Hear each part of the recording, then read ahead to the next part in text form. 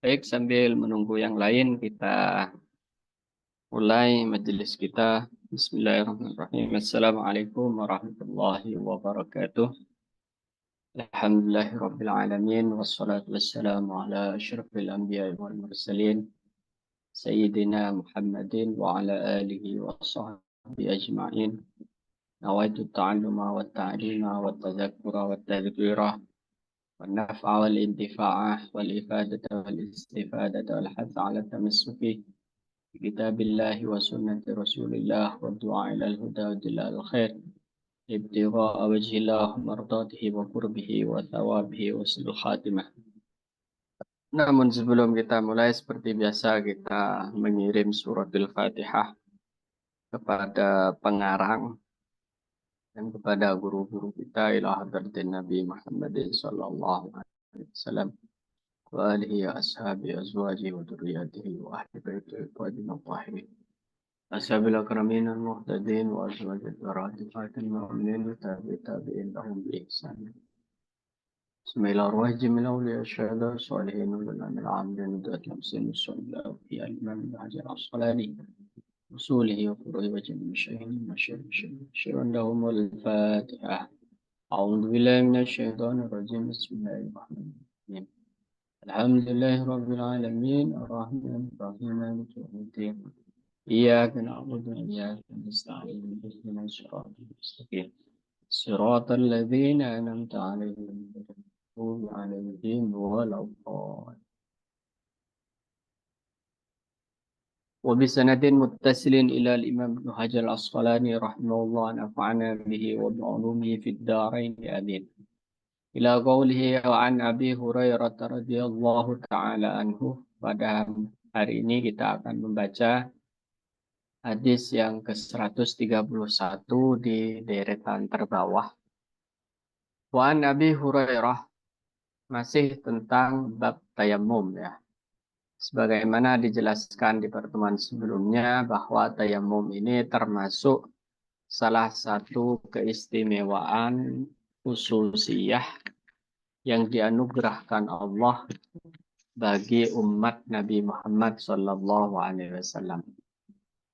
Tayamum juga menjadi sebuah rukhsah, kemurahan dari syariat, kemurahan dari Allah bagi kita umat Nabi Muhammad, sehingga yang tidak menemukan media air atau dia menemukan air tapi hanya cukup untuk dikonsumsi, baik dikonsumsi sendiri maupun dikonsumsi oleh ternaknya, maka baginya diperbolehkan memakai tayamum, memakai media debu. Di sini dikatakan wa an Abi Hurairah radhiyallahu taala anhu, diriwayatkan dari Sayyidina Abi Hurairah qala. Beliau berkata qala Rasulullah sallallahu alaihi wasallam. Nabi sallallahu alaihi wasallam bersabda, as-sa'idu wudu'ul muslim. As-sa'idu adapun debu, wudu'ul muslim itu menempati atau setara dengan air wudhunya seorang muslim. Jadi tayamum sebagai alternatif atau rukhsah dalam bahasa agamanya itu menempati posisi air. Dalam pengertian orang yang memenuhi syarat-syarat untuk memakai media debu itu statusnya setara dengan memakai media air, sehingga sholatnya sah. Wa illam yajidil ma'ah, meskipun dia tidak menemukan air asyrosinina, 10 tahun. Jadi ada orang nggak pernah menemukan air selama 10 tahun, atau menemukan tapi sekali lagi tidak pernah cukup selain untuk dikonsumsi dan keselamatan jiwanya, maka orang tersebut tetap sah sholatnya dan debu tersebut menempati tempatnya air. Faida wajadal ma'ah, faida wajadah, maka tatkala dia menemukan air, falyattaqillah, maka bertakwalah kepada Allah, takutlah kepada Allah. Dalam pengertian jangan lagi pakai media debu. Karena media debu atau tayamum dalam bahasa agamanya itu adalah rukhsah, itu adalah alternatif.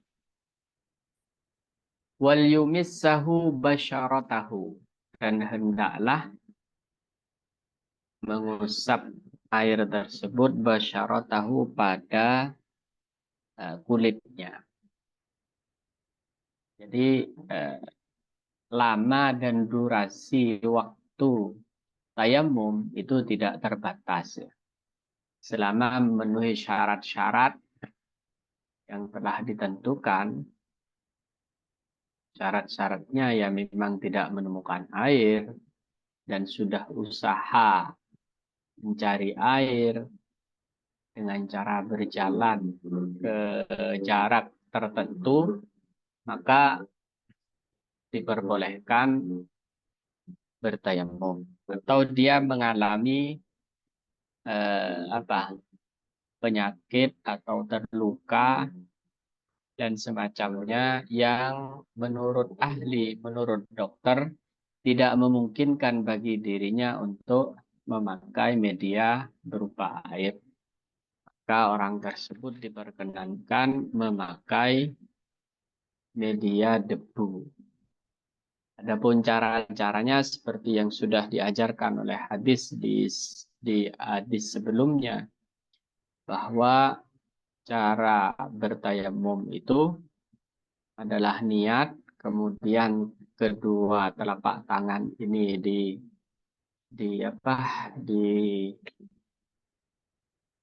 disentuhkan ke tanah. Setelah itu kemudian sunnah diginikan, supaya kalau ada tanah yang masih atau debu yang agak besar itu bisa runtuh, gitu ya. Baru kemudian ke muka. Lantas ambil lagi, kemudian dimulai dari yang kanan dengan cara tangan yang kiri ini kita jalankan telapaknya begini sampai siku, terus balik. Jadi separuh saja yang dibuat di bawah begini. Separuhnya, kemudian separuhnya buat di dalam, dan jempol itu buat jempol juga. Begitu juga ketika yang kiri, begitu tekniknya. Itu selain di madhab Abu Hanifah. Kalau di Abu Hanifah cukup sampai pergelangan saja. Di Abu Hanifah, madhab Malik itu di pergelangan. Nggak harus sampai siku. Walaupun sunnah sampai siku. Karena memang ada dua riwayat hadis yang kita baca kemarin. Dan juga di ayatnya itu memang untuk ayat tayamum nggak disebutkan siku dua. Itu berapa teknik dan cara serta syarat tayamum.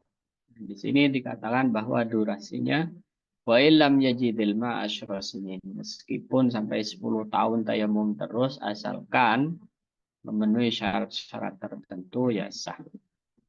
Rawahul Bazzar, hadis ini diriwayatkan oleh Imam Al-Bazzar. Wa sahhahu Ibnu Al-Qattan. Ini dianggap hadis sahih oleh Ibnu Al-Qattan. Walakin sawwabad Daruqutni irsalahu. Tapi Imam Ad-Daruqutni mengatakan bahwa ini hadisnya hadis mursal. Yang disebut hadis mursal itu hadis yang ada satu riwayat meloncat. Seperti seorang tabi'in, dia langsung bilang, qala Rasulullah. Itu namanya hadis.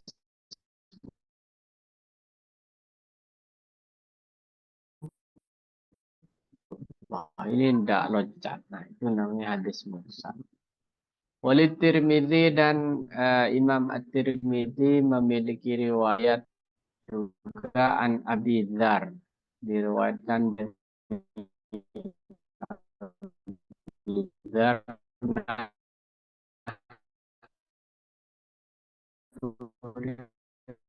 Riwayat dianggap tidak sahih, tapi di riwayat lain dia sahih. Jika ada hadis seperti itu, maka itu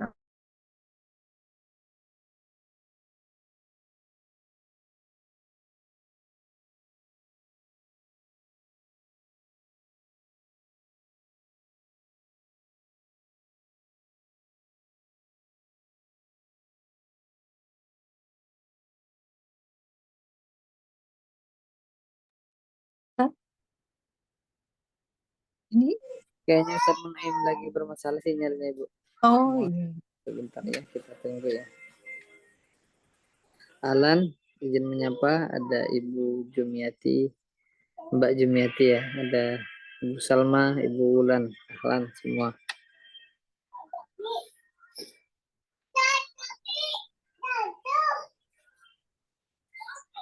Halo, Ustaz Munaim.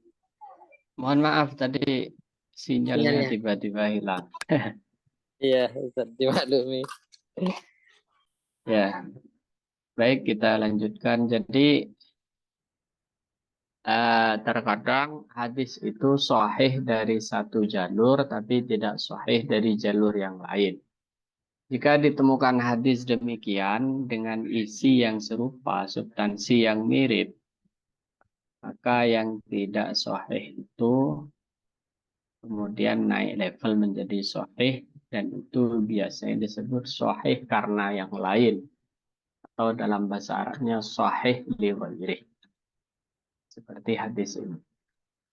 Wa Nabi Sa'id Al-Khudri radhiyallahu taala anhu diriwayatkan dari Abu Sa'id Al-Khudri radhiyallahu taala anhu. Abu Sa'id seperti yang dijelaskan adalah salah satu sahabat yang termasuk banyak meriwayatkan hadis. Qalah beliau berkata kharaja rajulani. Ada dua orang laki-laki kharaja rajulani fi safarin. Keluar dalam sebuah perjalanan. Fahadaratis salatuh. Kemudian waktu salat masuk. Walaysa ma'ahuma ma'un. Sementara keduanya tidak memiliki air. Fatayammama sa'idan tayyiba. Maka keduanya kemudian tayammum dengan debu yang baik. Sa'idan tayyiba. Fasallaya. Keduanya kemudian salat. Thumma wajadal ma'ah fil waqti. Tiba-tiba di waktu yang sama atau setelah sholat, mungkin setelah salam, pokoknya di waktu sholat, keduanya melihat air. Jadi sudah tayammum, melaksanakan sholat, sholat belum selesai, melihat air. Fa'ada ahaduhumas sholatah wal wudu'ah. Maka dua orang tersebut, yang satu memutuskan untuk wudhu dan sholat kembali. Fa'ada, mengulangi sholatnya. Walam yu'idil akharu. Yang lain tidak mengulangi. Yang lain tidak mengulangi. Mencukupkan diri dengan sholat yang pakai tayammum tadi. Tsumma ataya Rasulullah sallallahu alaihi wasallam. Maka keduanya mendatangi Nabi sallallahu alaihi wasallam. Fadzakara dan menceritakan dalikah hal tersebut lahu pada Nabi. Jadi diceritakan oleh dua sahabat tersebut.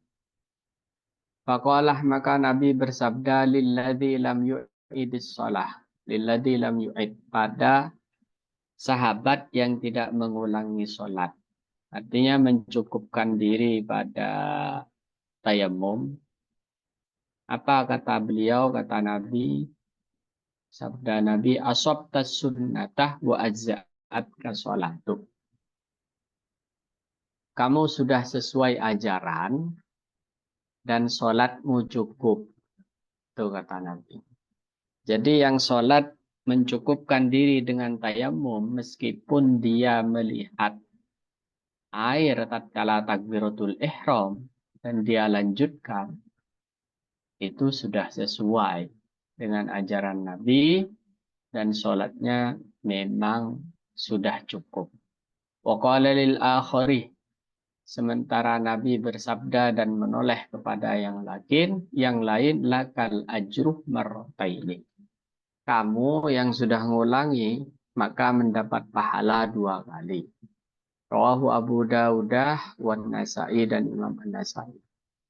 Jadi di dalam hadis Abu Sa'id Al-Khudri ini nampak bahwa sahabat itu tatkala menjauh dari Nabi, mereka melakukan mengikuti pendapatnya sendiri, gitu ya. Jadi mengikuti arahan ijtihad. Artinya apa? Artinya bahwa ijtihad di masa Nabi hidup itu sudah ada. Sudah ada ya. Meskipun tetap didampingi oleh wahyu yaitu Rasulullah Shallallahu Alaihi Wasallam. Tapi nampak di sini bahwa keduanya tidak ada yang disalahkan oleh Nabi.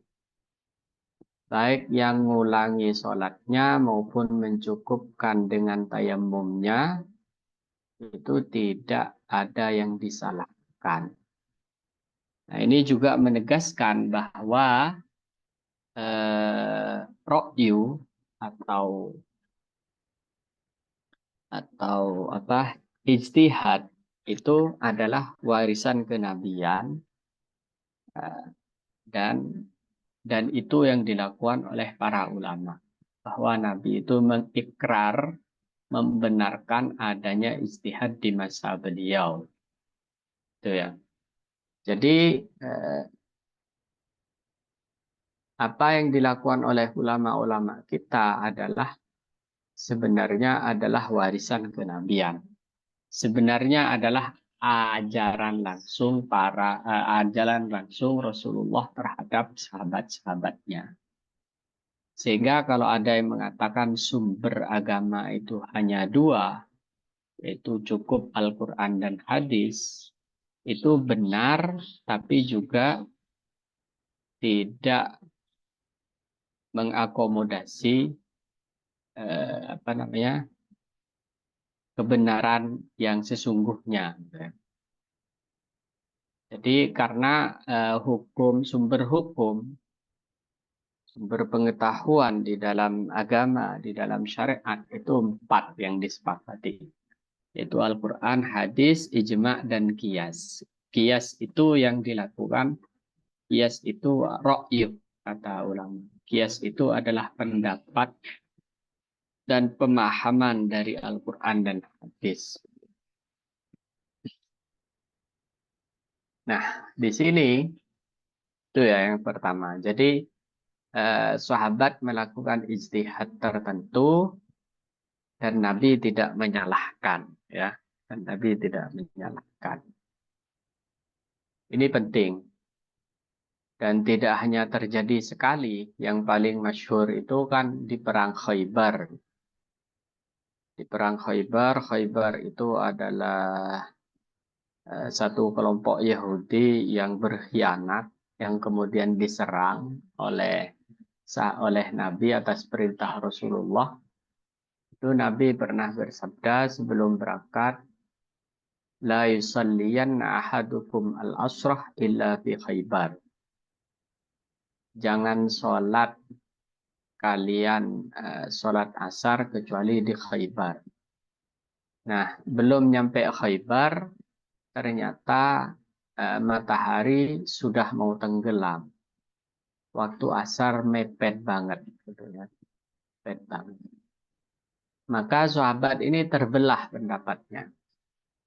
Ada yang memutuskan sholat. Ada yang lanjut melanjutkan perjalanan kemudian sholat di Khaybar. Nah, dua-duanya oleh Nabi dibenarkan. Dua-duanya oleh Nabi dibenarkan. Baik yang sholat di tengah jalan maupun yang sholat setelah nyampe di Khaybar. Ada lagi kisah yang masyhur tentang siapa Sayyidina Umar dan Sayyidina Abu Bakar. Sayyidina Umar itu kalau sholat witir itu setelah tidur. Sementara Sayyidina Abu Bakar itu kalau sholat witir sebelum tidur. Maka oleh Nabi dua-duanya juga dibenarkan.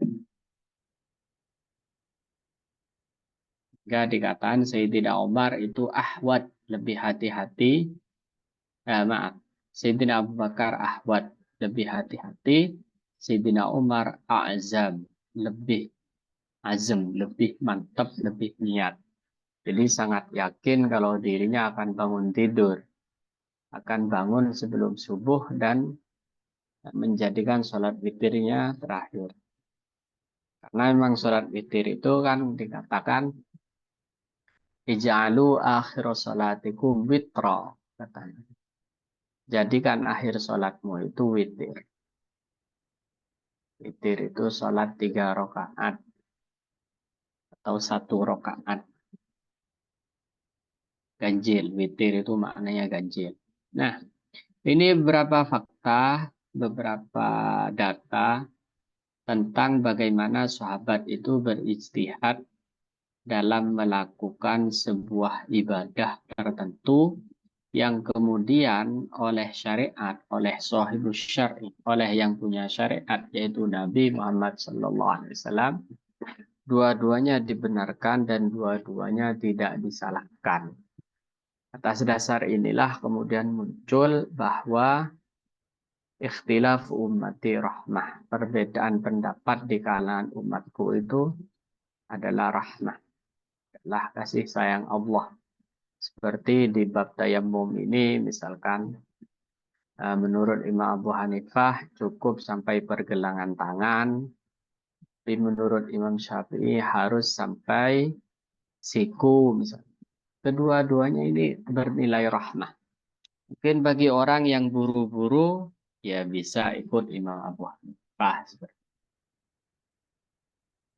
Jadi tidak ada yang disalahkan ya oleh Nabi dan biasa melakukan ijtihad seperti itu biasa di kalangan sahabat.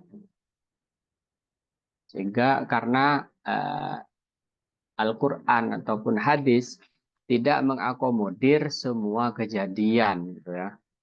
Al-Quran dan hadis itu biasanya memberikan kaidah-kaidahnya saja atau hukum-hukum umumnya, perincinya tidak. Gitu. Jadi memberikan acuan-acuan umum dan acuan-acuan umum dan syarat-syarat umum. Sementara perinciannya itu biasanya para ulama yang memahami ayat maupun hadis tersebut. Rawahu Abu Dawud. Hadis ini diriwayatkan oleh Imam Abu Dawud, An-Nasa'i dan Imam An-Nasa'i. Jadi dari hadis semacam ini oleh di tangan para ulama itu bisa jadi berlembar-lembar kajiannya, gitu ya. Wa Nabi Hurairah wa Ibnu Abbas, dan diriwayatkan dari sahabat Abdullah bin Abbas radhiyallahu taala anhuma fi qaulihi azza wa jal, dalam firman Allah wa in kuntum marda aw ala safarin, terkait ayat wa in kuntum marda aw ala safarin, wa in kuntum, dan jika kalian marda dalam keadaan sakit, aw ala safarin, tentang ayat tayammum itu. Qala, kata Ibnu Abbas dalam tafsirannya, Idza kanat birrajuli jirahah. Jika seorang laki-laki ada luka atau terluka fi sabilillahi di jalan Allah, wal kuruhu, dan beberapa luka yang lain, luka karena bisul, luka karena bernanah, itu kuruh ya. Fayujnibuh, kemudian dia junub. Fayakhafu ayyamutah. Ini kata salah. Kemudian dia khawatir akan mati kalau mandi, tayammamah. Maka dia boleh tayammum. Nah, ini kan bukan perkataan Nabi. Rawahu Daruqutni mauqufan wa rafa'ahul Bazzar. Jadi ini hadis marfu. Ini perkataan Sayyidina Abdullah bin Abbas, mufassir terbaik, mufassir pertama, sepupu Nabi yang didoakan langsung oleh Nabi. Tapi kenapa kemudian oleh Ibnu Hajar al-Asqalani dimasukkan dalam kategori hadis? Nah, ini disebut hadis mauquf atau hadis marfu. Karena begini, karena untuk kasus-kasus seperti ini, biasanya sahabat, ini kan terkait dengan ibadah ya. Kalau yang dibicarakan sahabat itu adalah sesuatu yang tidak mungkin ijtihad. Nah, seperti dia mengatakan ini kan tidak mungkin ijtihad. Jika ada seorang di antara kalian terluka atau memiliki luka yang bernanah dan parah, kemudian dia junub dan takut mati kalau mandi, maka dia bertayamum. Nah, ini redaksinya menyiratkan bahwa tidak mungkin Abdullah bin Abbas ngarang. Sehingga ulama kemudian mengatakan ini pasti hadis. Walaupun tidak qala Rasulullah. Tapi qala Ibnu Abbas, kan begitu. Yang berkata adalah Ibnu Abbas, bukan Rasulullah. Tapi ini dianggap hadis. Kenapa dianggap hadis? Karena sesuatu yang diucapkan seorang sahabat dan sahabat tersebut tidak mungkin ngarang, maka itu pasti datangnya dari Rasulullah karena para sahabat itu adalah murid-murid langsung Rasulullah. Rawahu Daruqutni, kata Imam Daruqutni ini hadis mauquf, wa rafa'ahul Bazzar. Dan kata Imam Al-Bazzar ini adalah hadis marfu. Wasahahu Ibnu Huzaimah wal Hakim. Kemudian dianggap hadis sahih oleh Ibnu Huzaimah dan Hakim. Nah, ini namanya hadis marfu. Hadis marfu atau hadis mauquf. Hadis marfu itu sahabat langsung mengucapkan, tapi tidak ada ruang bagi dirinya untuk itu hasil ngarang, nggak mungkin. Nggak mungkin. Kayak sahabat misalkan bicara tentang pahala apa gitu ya. Sementara tidak ada hadisnya, tidak qala Rasulullah, itu pasti dari Rasulullah. Kayak itu biasanya disebut dengan hadis marfu. Wa an aliyin, tinggal 3 hadis kita selesaikan saja kemudian nanti diskusi. Wa an aliyin radhiyallahu taala anhu, diriwayatkan dari Sayyidina Ali qala. Sayyidina Ali berkata, ingkasarat ihda zandayya. Ingkasarat patah ihda zaidayya. Salah satu lengan saya. Salah satu lengan. Jadi di suatu perangan Sayyidina Ali itu patah lengannya. Fasa'altu Rasulullah sallallahu alaihi wasallam. Maka saya bertanya kepada Rasul sallallahu alaihi wasallam, fa'amarani. Maka Rasul memerintah aku an amsahah, agar aku mengusap air alal jabairih atas perban. Rawahu Ibnu Majah. Hadis ini diriwayatkan oleh Ibnu Majah bisanadin wahin jiddan, dengan sanad yang sangat lemah. Ini tentang perbannya. Wa an Jabir bin Abdullah, dan diriwayatkan dari Sayyidina Jabir Abdullah fir rajuli, tentang seorang laki-laki alladzi syujjah, yang terluka. Salah kemudian laki-laki tersebut mandi famata, dan dia mati. Jadi ada aksiden, ada satu kejadian, seorang terluka, maksa mandi, terus mati. Laporannya nyampe ke Rasulullah. Kemudian dibilang innama kana yakfihi ayyatayammam. Sebenarnya orang itu cukup tayammum. Wa ya'sib ala jurihi khirqah. Kemudian perban lukanya dengan khirqah, dengan perban kalau sekarang. Kalau dulu ya dengan kain. Thumma yamsah 'alaiha. Kemudian cukup mengusap di atasnya, entah itu diusap debu atau air, wa yaghsil, dan membasuh sa'ira jasadihi, semua sisa badannya. Itu kalau junub ya. Rawahu Abu Daud bi sanadin fihi dha'fun wa fi ikhtilafun ala ruwatihi. Wa an Ibnu Abbas, dan diriwayatkan dari sahabat Ibnu Abbas radhiyallahu taala anhuma qala, beliau berkata, minas sunnah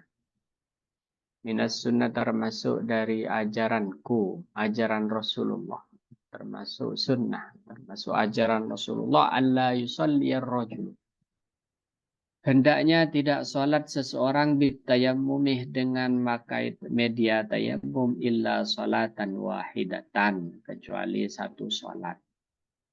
Summa yatayammamu lis-sholatil ukhra, kemudian tayammum lagi untuk sholat yang lain. Jadi ini seperti kemarin dikatakan bahwa selain Abu Hanifah, seperti kita di mazhab Syafi'i, bahwa tayammum itu hanya berlaku untuk satu sholat fardu. Kalau sholat sunnah boleh berkali-kali, tapi kalau sholat fardu cukup sekali. Nanti fardu lagi, tayammum lagi, seperti itu. Itu di mazhab selain Abu Hanifah. Menurut Abu Hanifah, enggak. Tayammum itu bisa dipakai untuk seluruh sholat. Walaupun sholat fardu berkali-kali ya boleh. Enggak perlu tayammum lagi. Itu menurut Abu Hanifah, karena posisi atau peran tayammum itu setara dengan air wudhu, seperti tadi disebutkan. Tapi memang sunnahnya minas sunnah. Jadi berarti Imam Syafi'i, imam kita itu ikut yang ini, gitu ya. Wah, sholat tayammum itu dipakai sekali saja, itu untuk sholat. Ada hadisnya di atas yang sudah kita baca. Nah, itu ya. Rawahu Daruqutni, hadis ini diriwayatkan oleh Imam Daruqutni bi isnadin dha'ifin jiddan. Saya simpulkan hadis yang telah kita baca ini.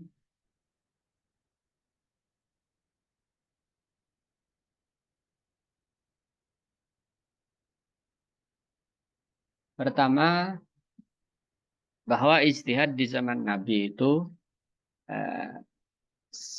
sebenarnya masih diperdebatkan. Apa memang ada? Karena nyatanya setelah ijtihad, kemudian Nabi yang ikrar, yang takrir. Nah, diperdebatkan. Tapi sebenarnya dari warisan-warisan para sahabat itu, ijtihad di zaman Nabi itu sudah ada. Seperti Nabi mengutus Mu'adz bin Jabal misalkan ke Yaman, itu Nabi nanya, wahai Mu'adz, bimada tahkum? Kamu nanti kalau nyampe Yaman akan pakai hukum apa? Mu'adz menjawab, bi kitabillah, dengan kitabullah. Fa'ilam tajid, kalau enggak ketemu di kitabullah, bisunnati Rasulillah, kata, dengan memakai sunnah hadis. Fa'ilam tajid, Kalau nggak dapat di hadis, Sayyidina Mu'adz menjawab, birokyi wala alu. Dengan pendapatku. Dan Nabi mengiyakan. Artinya silahkan berangkat. Seperti itu ya. Jadi intinya di sini bahwa dalam terkait ijtihad dan bagaimana ulama itu memahami itu boleh beda-beda karena Nabi membenarkan perbedaan selama perbedaan itu terkait dengan furu', terkait dengan cabang-cabang agama, bukan terkait dengan akidah. Kalau akidah tidak boleh berbeda, tidak boleh meyakini itu Allah itu dua, misalnya dia musyrik. Jadi beda dalam syariat, dalam aturan syariat, dalam tata cara melaksanakan syariat itu dibenarkan, tapi berbeda di dalam akidah itu tidak dibenarkan. Kemudian juga fatwa itu harus dilakukan oleh ahlinya sehingga tidak terjadi eksiden tadi. Akhirnya orang mati gitu kan gara-gara maksa untuk mandi dan tidak tayamum. Nah, di sini juga saya teringat ada dua pendapat gitu ya. Selain Ahmad bin Hambal mengatakan pokoknya membahayakan, nggak harus hampir mati ya. Pokoknya membahayakan seperti yang saya jelaskan di pertemuan sebelumnya. Semisal menurut dokter kalau dia wudhu terkena air akan memperparah penyakitnya, itu boleh tayamum. Nggak harus mendekati kematian. Kalau di Imam Ahmad bin Hambal itu hanya kalau mau mati saja itu berat. Kemudian dalam hadis ini ada Abu Dzar Al-Ghifari. Abu Dzar Al-Ghifari ini menjadi ikon tentang zuhud. Karena Abu Dzar itu hidupnya memprihatinkan. Bahkan tatkala dia diangkat menjadi gubernur di salah satu daerah taklukan Islam, itu enggak membuat dia tambah kaya. Enggak seperti pejabat-pejabat kita. Setelah menjabat itu kaya raya. Seseorang yang terluka diperkenankan tayamum tatkala khawatir akan membahayakan. Oh, ini sudah 3 mazhab. Sementara Imam Ahmad akan membahayakan nyawa. Hukum perban. Apabila dipasang dalam keadaan suci maka boleh diusap dan tayamum saja. Imam Syafi'i membasuh yang sehat atau yang kemudian mengusap tayamum yang terluka. Imam Ahmad tanpa ada syarat dipasang dalam keadaan suci. Jadi di mazhab kita Syafi'i jika mau enak gitu ya, ketika masang perban itu disyaratkan suci. Di mazhab yang lain tidak disyaratkan suci dan saya pikir yang tidak mensyaratkan suci ini yang lebih manusiawi. Karena sulit ya orang yang sudah dalam kesulitan dipersulit dengan harus suci dulu. Entah gimana gambarannya. Itu beberapa hal yang telah atau yang bisa kita baca pada malam hari ini. Untuk selanjutnya kita akan lanjutkan diskusi dan ngobrol santai tentang hadis-hadis, tentang apa yang terkait dengan hadis yang telah kita baca. Dipersilahkan.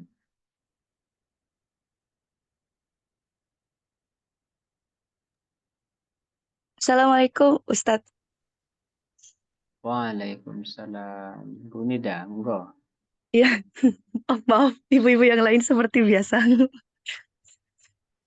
Ya, pertanyaan saya kan yang minggu lalu itu kita sudah membahas tentang qadha sholat juga bahwa ketika pokoknya sebisa mungkin kita mengqadha sholat-sholat yang sudah pernah kita tinggalkan gitu. Tapi kalau seandainya nih Ustadz, katakanlah saya tuh dari kecil misalnya ya lingkungan misalnya pesantren atau apa, jadi nggak tidak meninggalkan sholat secara sengaja gitu.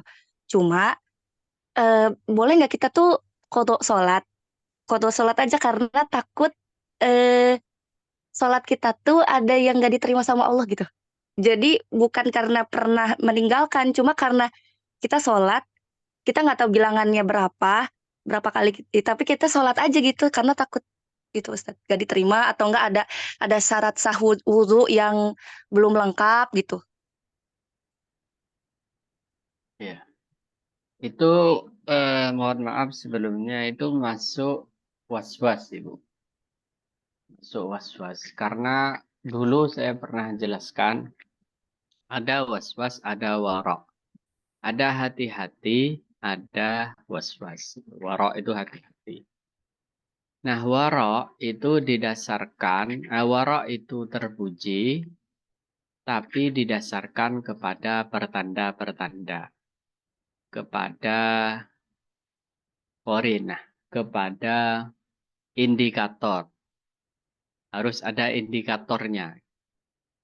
Kenapa saya harus mengkodok sholat? Indikatornya apa? Oh, indikatornya saya waktu itu belum tahu bahwa tentang apa syarat, tentang rukun, tentang apa kayak gitu. Indikatornya seperti itu. Jadi harus jelas indikatornya. Tidak didasarkan kepada kekhawatiran, kepada kegelisahan, dan kepada perasaan-perasaan yang lain yang muncul dari diri kita. Tidak boleh. Itu tercela yang seperti itu. Itu masuk kategori was-was nanti. Bukan warok.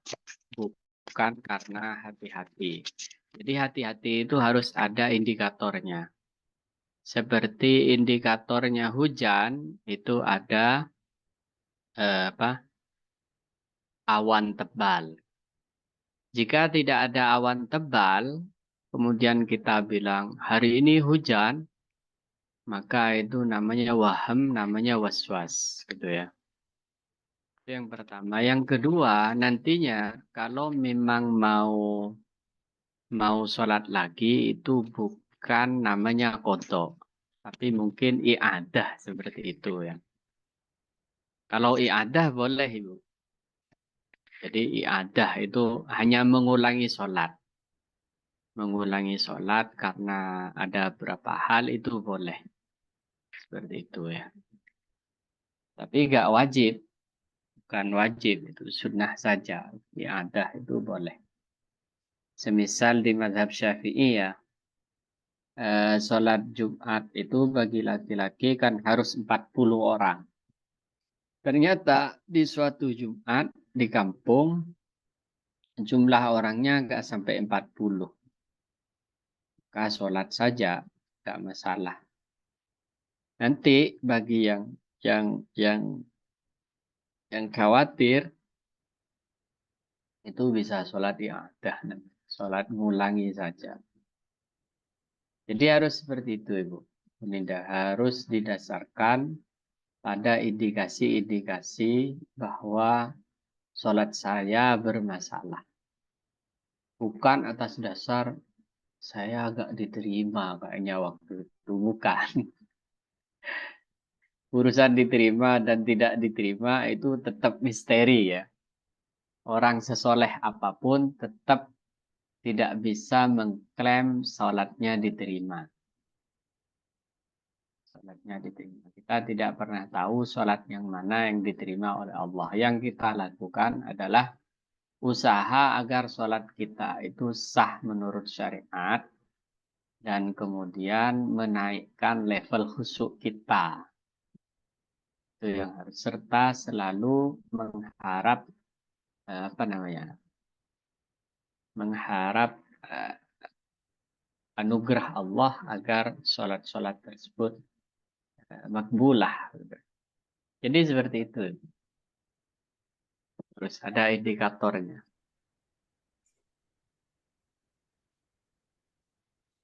Iya, Gue Masya Ustadz Allah. Muhlisin mungkin mau nambahkan.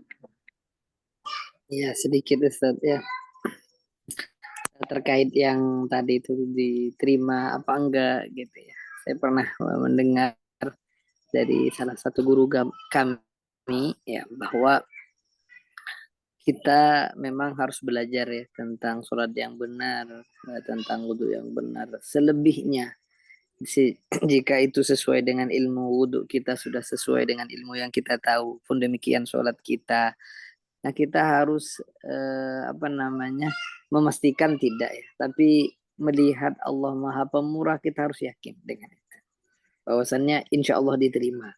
Soalnya kalau misalnya kita selalu ini diterima enggak ya nanti takutnya bisikan setan ngapain juga sholat enggak dijamin diterima gitu. Sehingga kata guru kami ya udah kita ditakdirkan untuk sujud saja itu sudah syukurnya luar biasa gitu.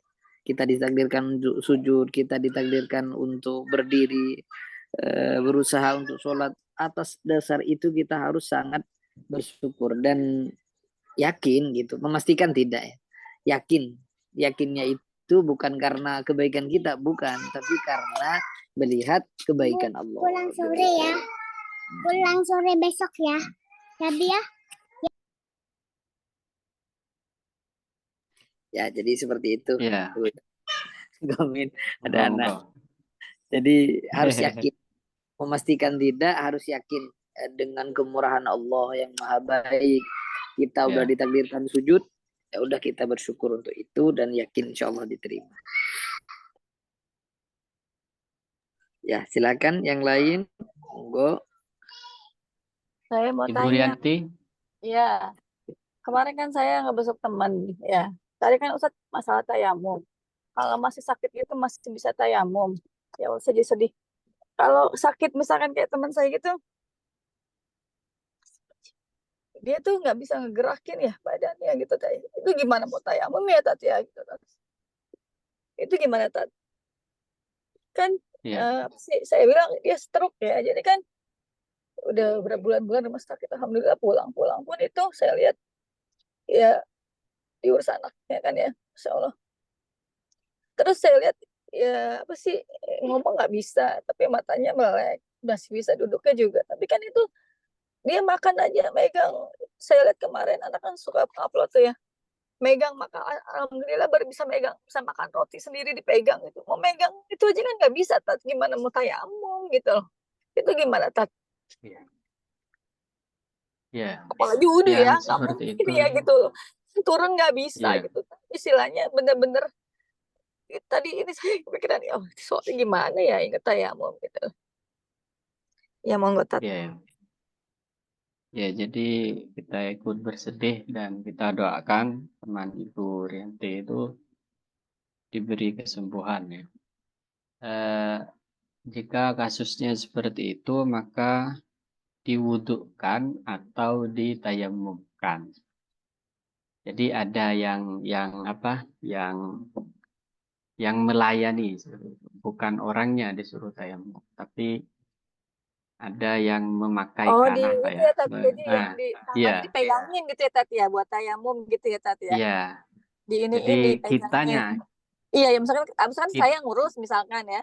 Saya iya, pegangin tangannya beliau gitu ya di itu betul, suruh betul, ngusap ke bednya dia iya, gitu kan. Nggak mungkin kan yang jauh-jauh kan ya Tat ya. Pokoknya itu alam ada betul, ya pasti ada debunya nggak mungkin kan walaupun tipis banget ya. Kan nggak mungkin ke tempat-tempat iya, lain nyari kan gitu kan. Karena kan iya, dengan keadaan seperti itu kan ya mungkin di bednya betul, situ ya di sekelilingnya situ ya maksudnya yang bisa terjangkau iya, kita kita pandu gitu ya Tat ya gitu ya kita iya. pegangin Atau gitu ya Tat ya. diambilkan, Ibu, diambilkan, Oh pakai diambilkan pakai diambilkan. pakai air apa pakai itu pakai tayamum gitu.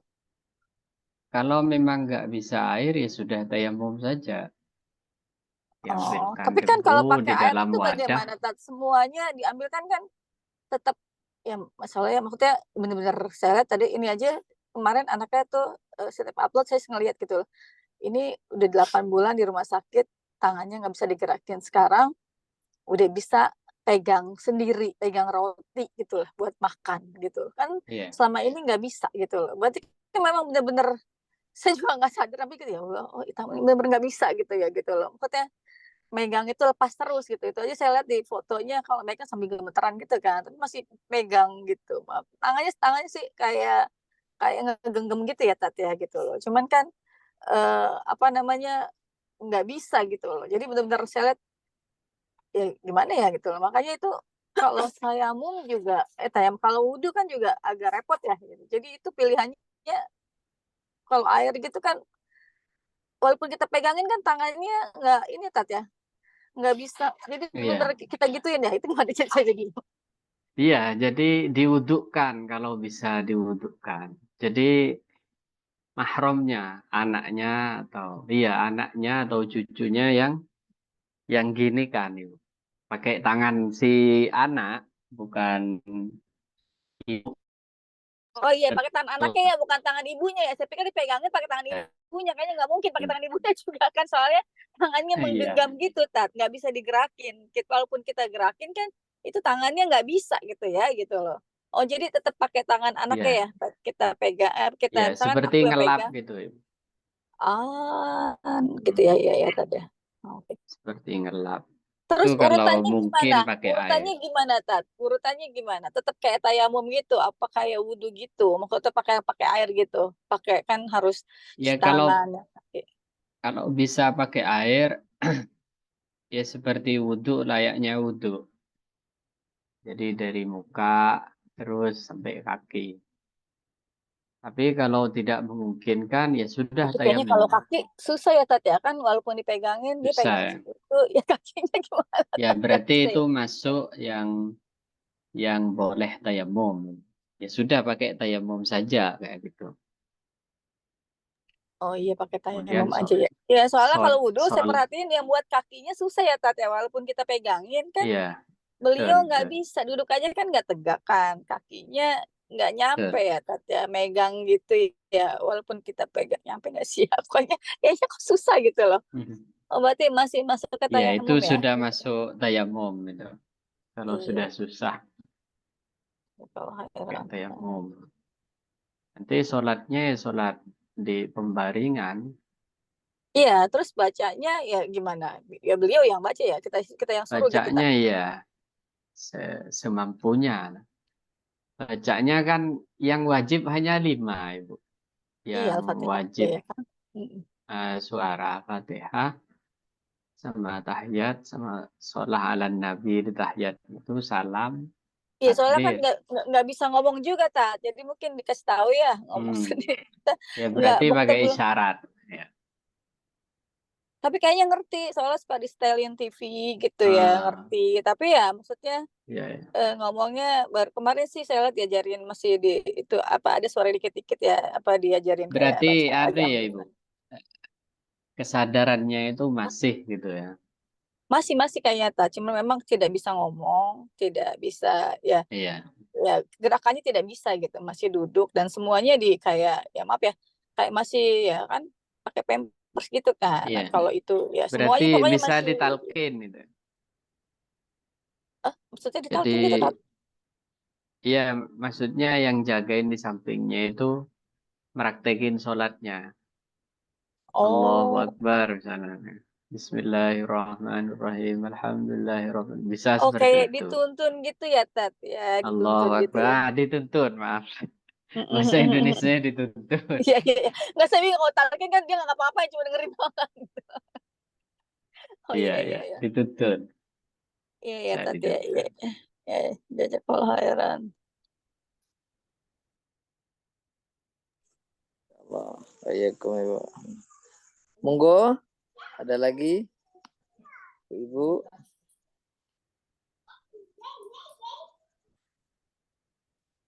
Sepertinya sudah tidak ada, Ustaz. Ya, Kita cukupkan. ya, dicukupkan. Kalau nggak ada.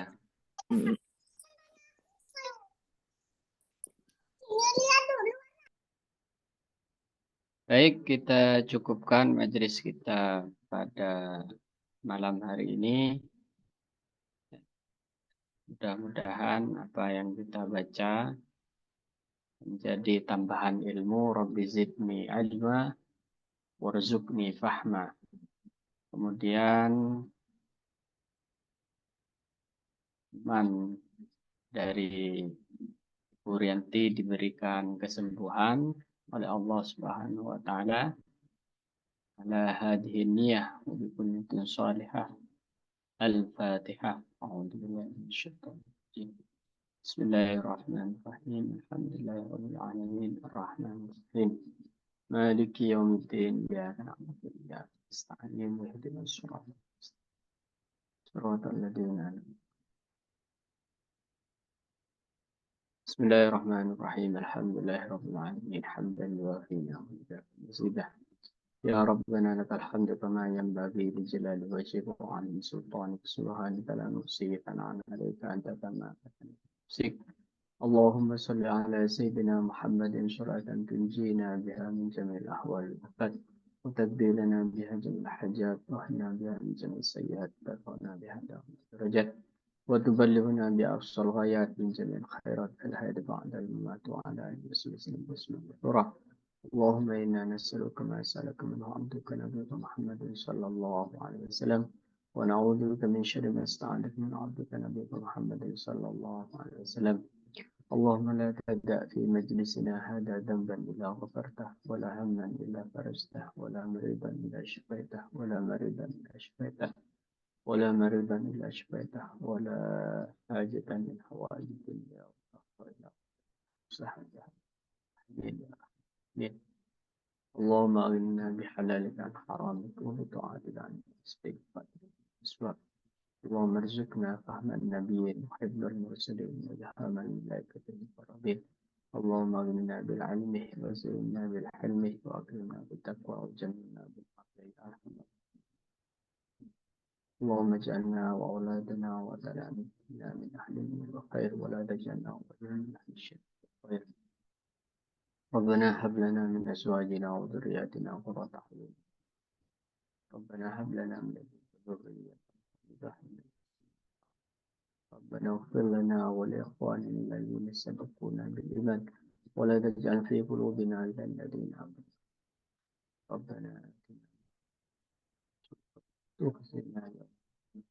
ربنا آتنا في الدنيا حسنة وفي الآخرة حسنة وقنا عذاب النار.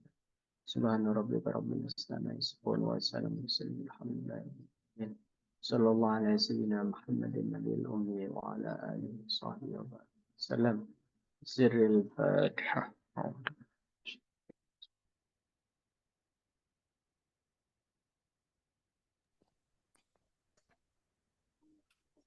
Demikian yang bisa saya bacakan. Yang lebihnya mohon maaf. Assalamualaikum warahmatullahi wabarakatuh. Waalaikumsalam warahmatullahi wabarakatuh. Jazakumullah khairan katsiran. Terima kasih Ustaz dan ibu-ibu semua. Ustaz, assalamualaikum.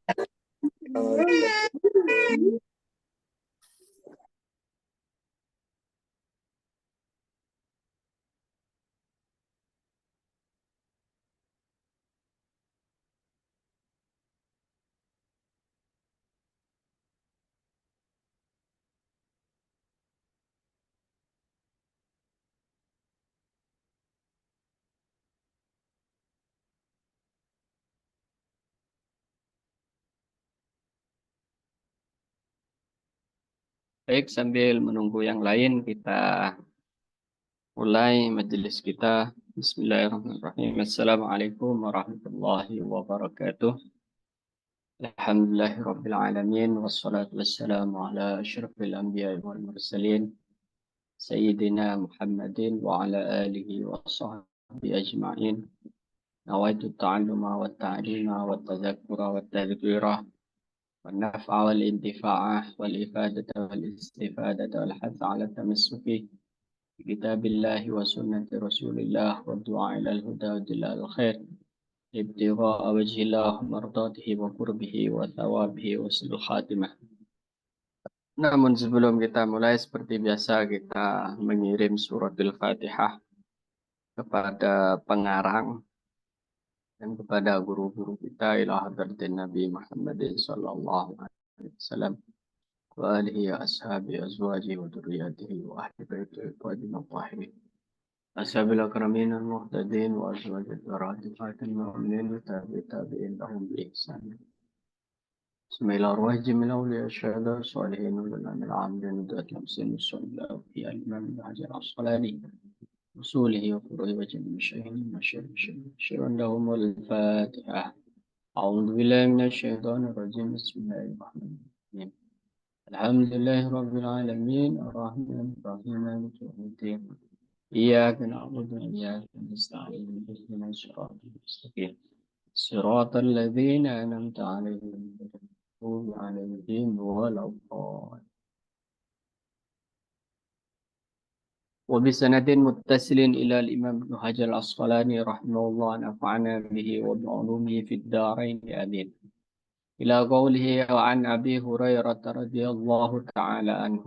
Pada hari ini kita akan membaca hadis yang ke-131 di deretan terbawah. Wa an Abi Hurairah, masih tentang bab tayammum ya. Sebagaimana dijelaskan di pertemuan sebelumnya bahwa tayammum ini termasuk salah satu keistimewaan khususiyah yang dianugerahkan Allah bagi umat Nabi Muhammad sallallahu alaihi wasallam. Tayammum juga menjadi sebuah rukhsah, kemurahan dari syariat, kemurahan dari Allah bagi kita umat Nabi Muhammad, sehingga yang tidak menemukan media air atau dia menemukan air tapi hanya cukup untuk dikonsumsi, baik dikonsumsi sendiri maupun dikonsumsi oleh ternaknya, maka baginya diperbolehkan memakai tayammum, memakai media debu. Di sini dikatakan wan Abi Hurairah radhiyallahu taala anhu, diriwayatkan dari Sayyidina Abi Hurairah qala. Beliau berkata qala Rasulullah sallallahu alaihi wasallam. Nabi sallallahu alaihi wasallam bersabda as-sa'idu wudu'ul muslim. As-sa'idu adapun debu, wudu'ul muslim itu menempati atau setara dengan air wudhunya seorang muslim. Jadi tayammum sebagai alternatif atau rukhsah dalam bahasa agamanya itu menempati posisi air. Dalam pengertian orang yang memenuhi syarat-syarat untuk memakai media debu itu statusnya setara dengan memakai media air, sehingga sholatnya sah. Wa illam yajidil ma'ah, meskipun dia tidak menemukan air asyra sinina, 10 tahun. Jadi ada orang nggak pernah menemukan air selama 10 tahun, atau menemukan tapi sekali lagi tidak pernah cukup selain untuk dikonsumsi dan keselamatan jiwanya, maka orang tersebut tetap sah sholatnya dan debu tersebut menempati tempatnya air. Faidha wajadal ma'ah, faidha wajadah, maka tatkala dia menemukan air, falyattaqillah, maka bertakwalah kepada Allah, takutlah kepada Allah. Dalam pengertian jangan lagi pakai media debu. Karena media debu atau tayammum dalam bahasa agamanya itu adalah rukhsah, itu adalah alternatif. Wal yumissahu basyaratahu, dan hendaklah mengusap air tersebut basyaratahu pada kulitnya. Jadi lama dan durasi waktu tayamum itu tidak terbatas ya. Selama memenuhi syarat-syarat yang telah ditentukan, syarat-syaratnya ya memang tidak menemukan air dan sudah usaha mencari air dengan cara berjalan ke jarak tertentu, maka diperbolehkan bertayamum. Atau dia mengalami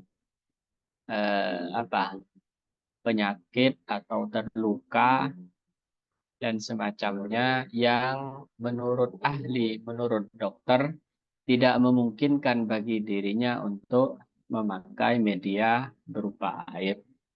Maka orang tersebut diperkenankan memakai media debu.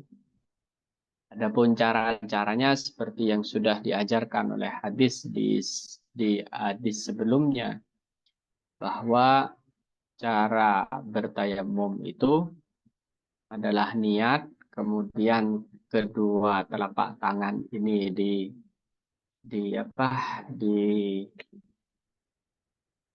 disentuhkan ke tanah. Setelah itu kemudian sunnah diginikan, supaya kalau ada tanah yang masih atau debu yang agak besar itu bisa runtuh, gitu ya. Baru kemudian ke muka.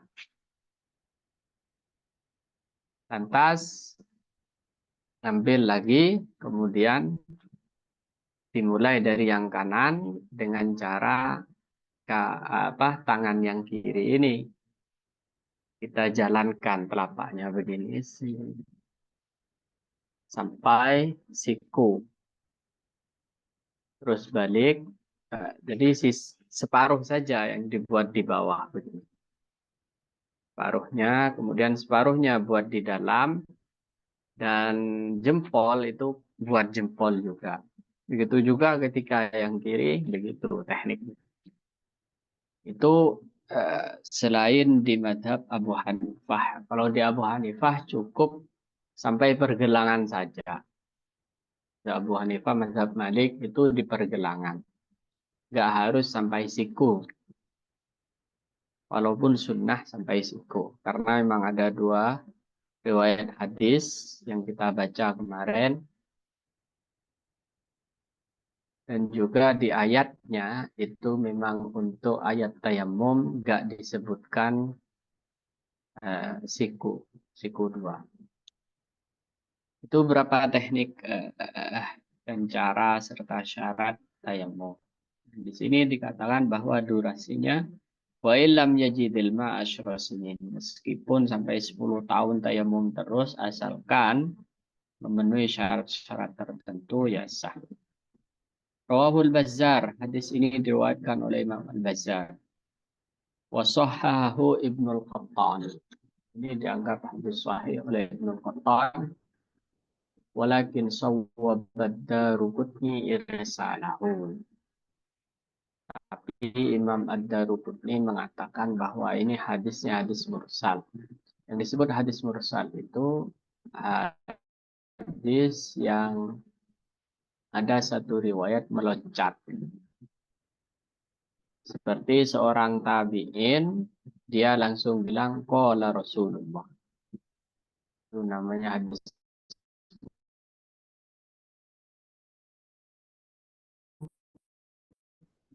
Wah, ini tidak loncat. Nah, itu namanya hadis mursal.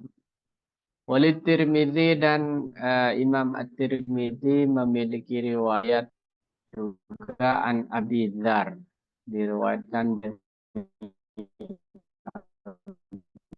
Dzar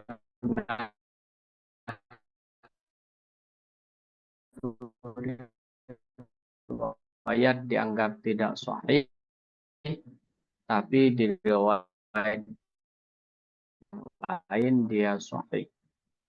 Jika ada hadis seperti itu, maka itu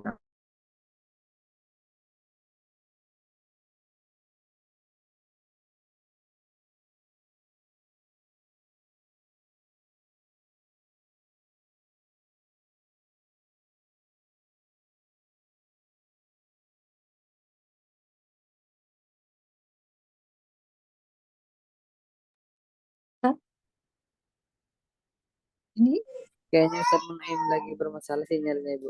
oh iya. Sebentar ya, kita tunggu ya. Alan, izin menyapa, ada Ibu Jumiati, Mbak Jumiati ya, ada Ibu Salma, Ibu Wulan, Ahlan semua.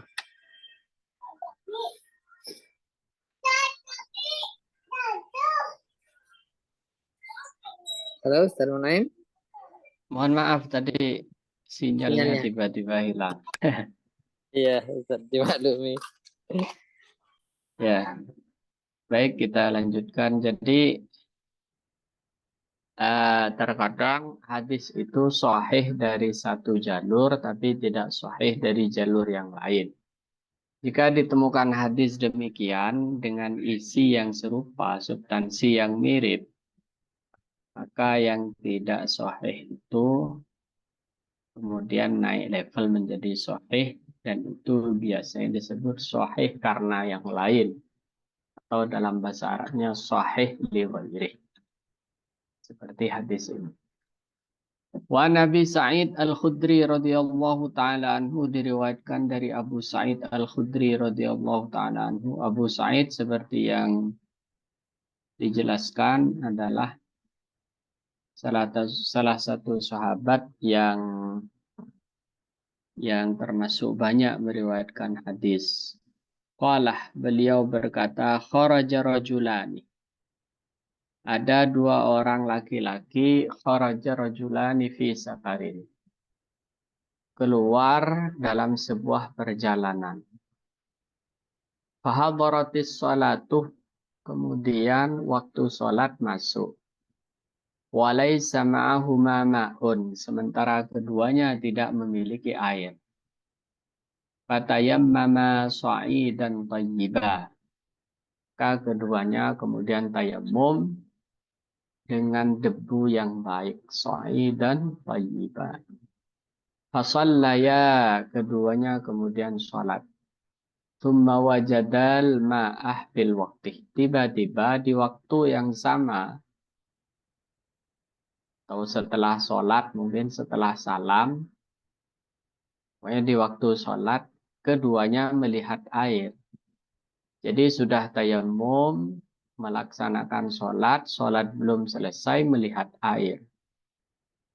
Fa'ada ahaduhuma sholatah wal wudu'ah.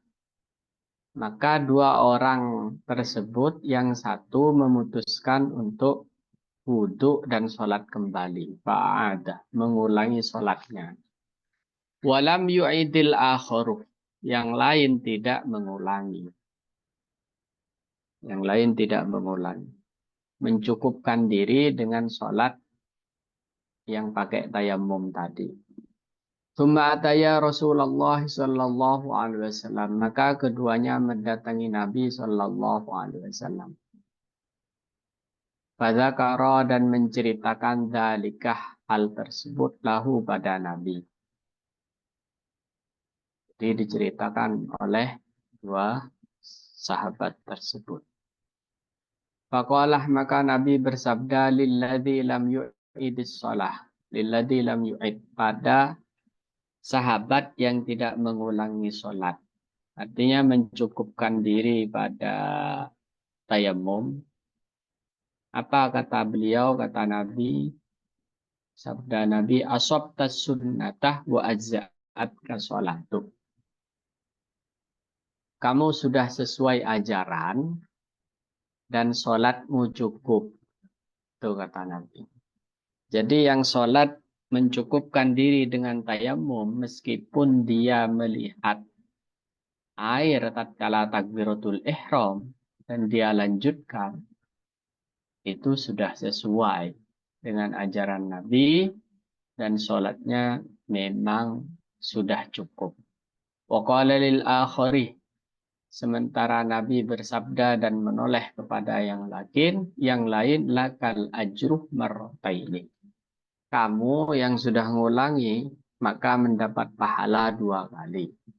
Rawahu Abu Dawudah wan Nasa'i, dan Imam An-Nasa'i. Jadi di dalam hadis Abu Sa'id Al-Khudri ini nampak bahwa sahabat itu tatkala menjauh dari Nabi, Mereka melakukan ijtihad, mengikuti pendapatnya sendiri, gitu ya. Jadi mengikuti arahan ijtihad. Artinya apa? Artinya bahwa ijtihad di masa Nabi hidup itu sudah ada. Sudah ada ya. Meskipun tetap didampingi oleh wahyu, yaitu Rasulullah Shallallahu Alaihi Wasallam. Tapi nampak di sini bahwa keduanya tidak ada yang disalahkan oleh Nabi. Baik yang mengulangi sholatnya maupun mencukupkan dengan tayamumnya, itu tidak ada yang disalahkan. Nah, ini juga menegaskan bahwa ra'yu atau ijtihad itu adalah warisan kenabian, dan itu yang dilakukan oleh para ulama, bahwa Nabi itu mengikrar membenarkan adanya ijtihad di masa beliau. Itu ya. Jadi apa yang dilakukan oleh ulama-ulama kita sebenarnya adalah warisan kenabian. Sebenarnya adalah ajaran langsung Rasulullah terhadap sahabat-sahabatnya. Sehingga kalau ada yang mengatakan sumber agama itu hanya dua, yaitu cukup Al-Quran dan hadis, itu benar, tapi juga tidak mengakomodasi kebenaran yang sesungguhnya. Jadi karena sumber pengetahuan di dalam agama, di dalam syariat itu 4 yang disepakati, yaitu Al-Quran, hadis, ijma' dan qiyas. Qiyas itu yang dilakukan, qiyas itu ra'yu, kata ulama. Qiyas itu adalah pendapat dan pemahaman dari Al-Quran dan hadis.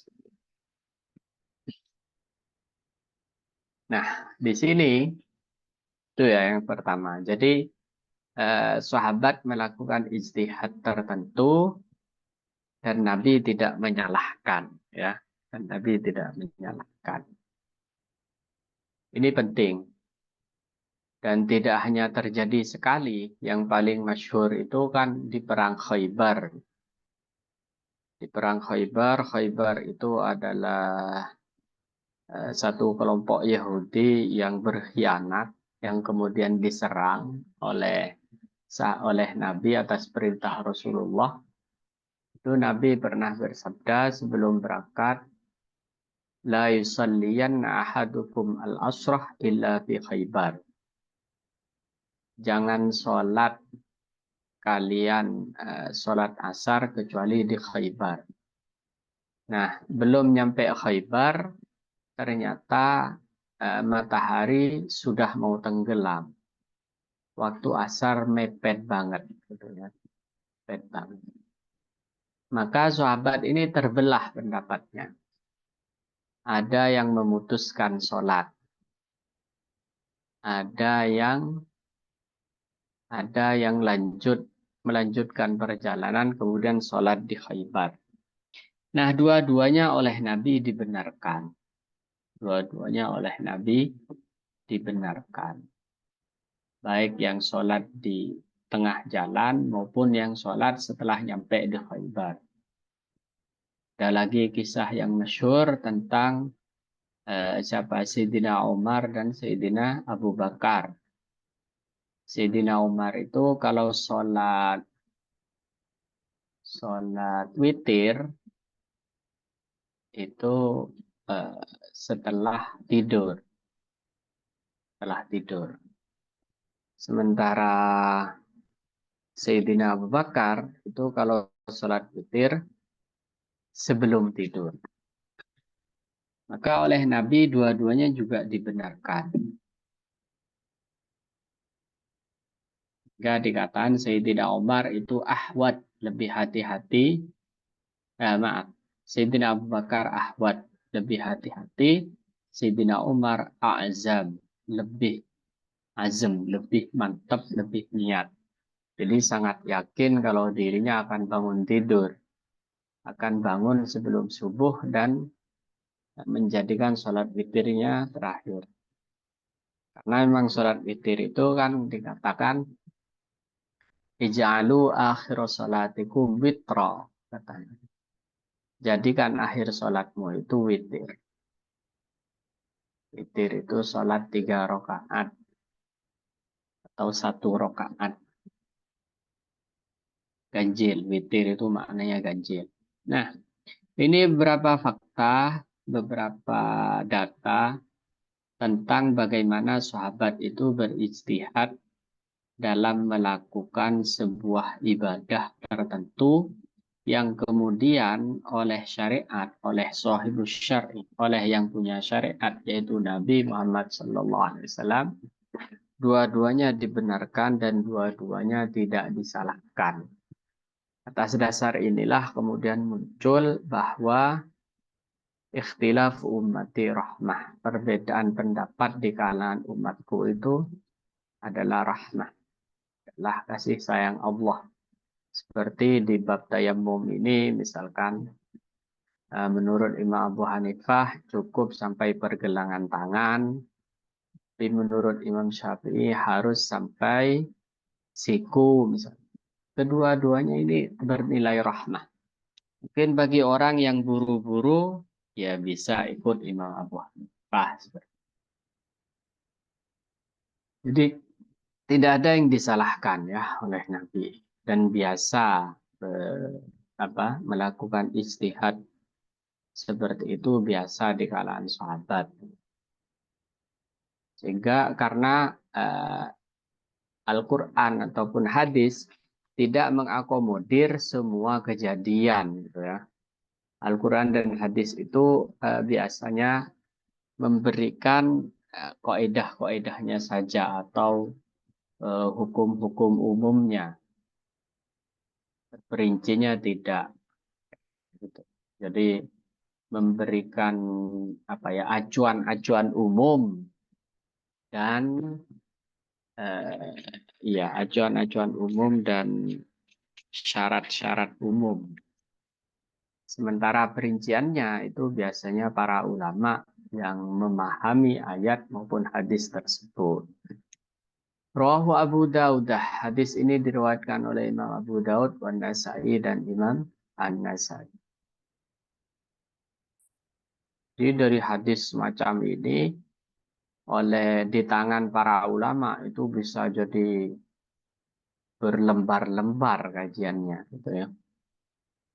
Wa Nabi Hurairah wa Ibnu Abbas, dan diriwayatkan dari sahabat Abdullah bin Abbas radhiyallahu taala anhuma fi qaulihi azza wa jal, dalam firman Allah wa in kuntum marda wa ala safarin, terkait ayat wa in kuntum marda wa ala safarin, wa in kuntum, dan jika kalian marda dalam keadaan sakit, aw ala safarin, tentang ayat tayammum itu. Qala, kata Ibnu Abbas dalam tafsirannya, idza kanat birrajuli jirahah, jika seorang laki-laki ada luka atau terluka fi sabilillah, di jalan Allah, wal kuruhu, dan beberapa luka yang lain, luka karena bisul, luka karena bernanah, itu kuruh ya. Fayu jenibuh, kemudian dia junub.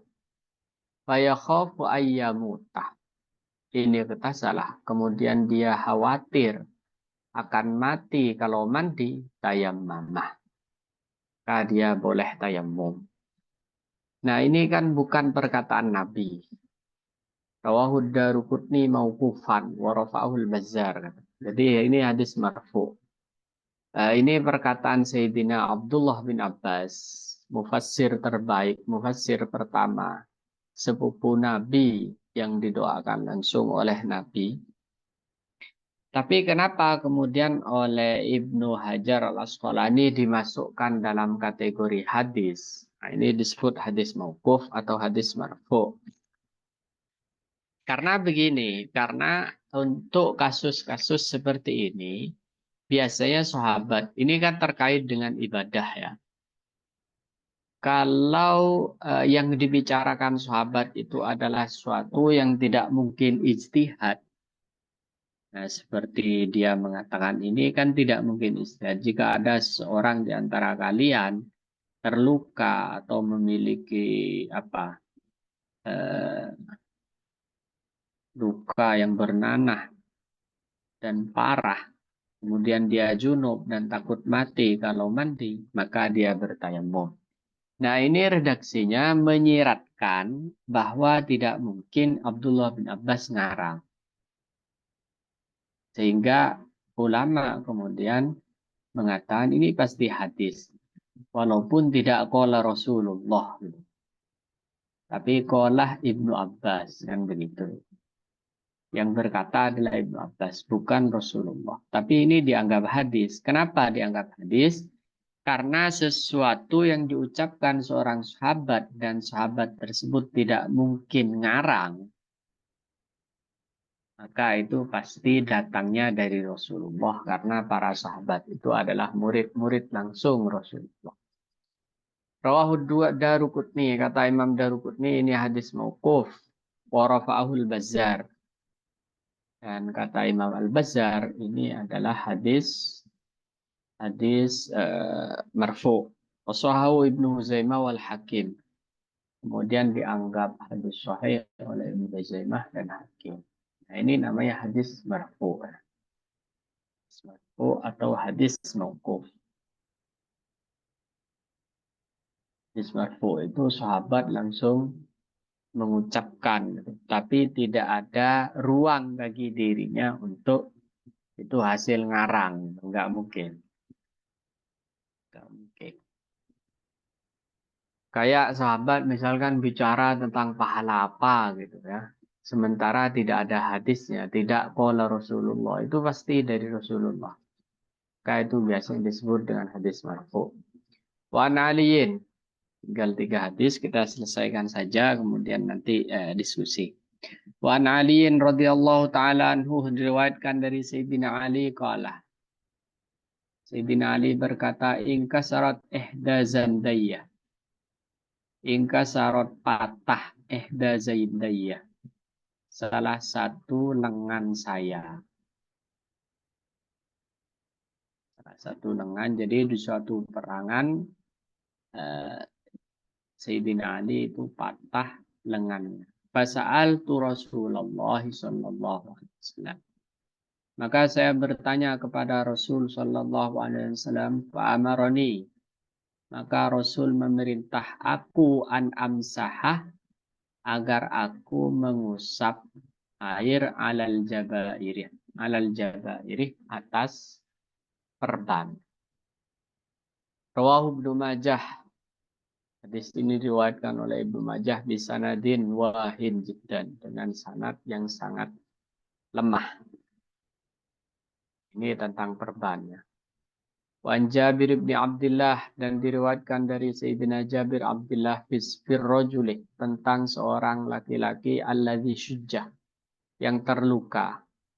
Faktasalah, kemudian laki-laki tersebut mandi famata, dan dia mati. Jadi ada aksiden, ada satu kejadian, seorang terluka, maksa mandi, terus mati. Laporannya nyampe ke Rasulullah. Kemudian dibilang, innama kana yakfihi ayyatayammam. Sebenarnya orang itu cukup tayammum. Wa ya'sib ala jurihi khirqah. Kemudian perban lukanya dengan khirqah, dengan perban kalau sekarang. Kalau dulu ya dengan kain. Thumma yamsah 'alaiha. Kemudian cukup mengusap di atasnya, yaitu diusap debu atau air, wa yaghsil, dan membasuh sa'ira jasadihi, semua sisa badannya. Itu kalau junub ya. Rawahu Abu Daud bi sanadin fihi dha'fun wa fi ikhtilafun ala ruwatihi. Wa an Ibnu Abbas, dan diriwayatkan dari sahabat Ibnu Abbas radhiyallahu taala anhuma qala, beliau berkata, minas sunnah termasuk dari ajaranku, ajaran Rasulullah, termasuk sunnah, termasuk ajaran Rasulullah, alla yusalli ar-rajul, hendaknya tidak sholat seseorang bitayammumih dengan memakai media tayammum illa sholatan wahidatan, kecuali satu sholat. Sumaya tayammamu lis-sholatil ukhra, kemudian tayammum lagi untuk sholat yang lain. Jadi ini seperti kemarin dikatakan bahwa selain Abu Hanifah, seperti kita di mazhab Syafi'i, bahwa tayammum itu hanya berlaku untuk satu sholat fardu.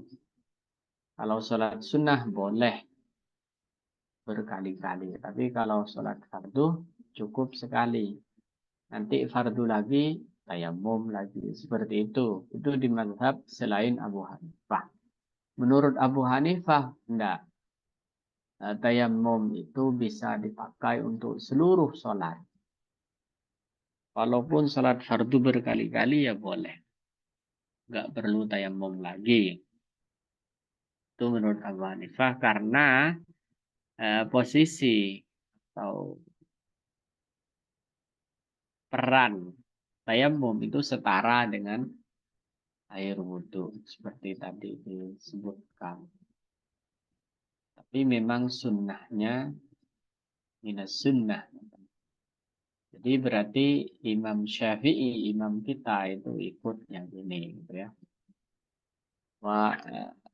Sholat tayammum itu dipakai sekali saja itu untuk sholat. Ada hadisnya di atas yang sudah kita baca. Nah, itu ya. Rawahu Daruqutni, hadis ini diriwayatkan oleh Imam Daruqutni bi isnadin dha'ifin jiddan. Saya simpulkan hadis yang telah kita baca ini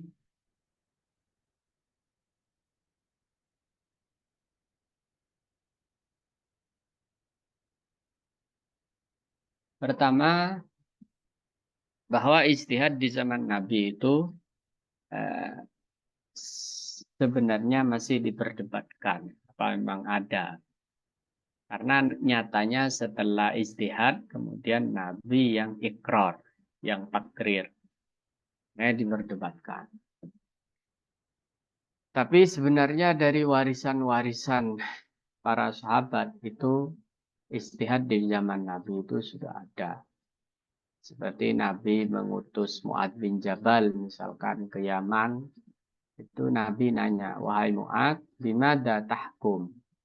Kamu nanti kalau nyampe Yaman akan pakai hukum apa?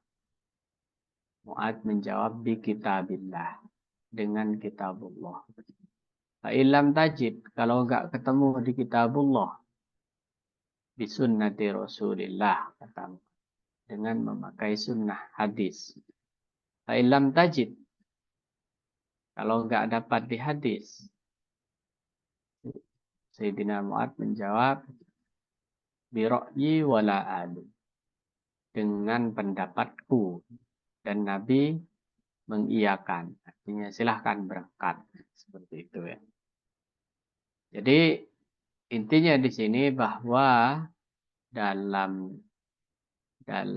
terkait ijtihad dan bagaimana ulama itu memahami itu boleh beda-beda, karena Nabi membenarkan perbedaan selama perbedaan itu terkait dengan furu', terkait dengan cabang-cabang agama, bukan terkait dengan akidah. Kalau akidah tidak boleh berbeda. Tidak boleh meyakini itu Allah itu dua, misalnya musyrik. Jadi beda dalam syariat, dalam aturan syariat, dalam tata cara melaksanakan syariat itu dibenarkan. tapi berbeda di dalam akidah itu tidak dibenarkan. Kemudian juga fatwa itu harus dilakukan oleh ahlinya sehingga tidak terjadi eksiden tadi. Akhirnya orang mati gitu kan gara-gara maksa untuk mandi dan tidak tayamum. Nah, di sini juga saya teringat ada dua pendapat gitu ya. Selain Ahmad bin Hambal mengatakan pokoknya membahayakan, nggak harus hampir mati ya. Pokoknya membahayakan seperti yang saya jelaskan di pertemuan sebelumnya. Semisal menurut dokter kalau dia wudhu terkena air akan memperparah penyakitnya, itu boleh tayamum. Nggak harus mendekati kematian. Kalau di Imam Ahmad bin Hambal itu hanya kalau mau mati saja itu berat. Kemudian dalam hadis ini ada Abu Dzar Al-Ghifari.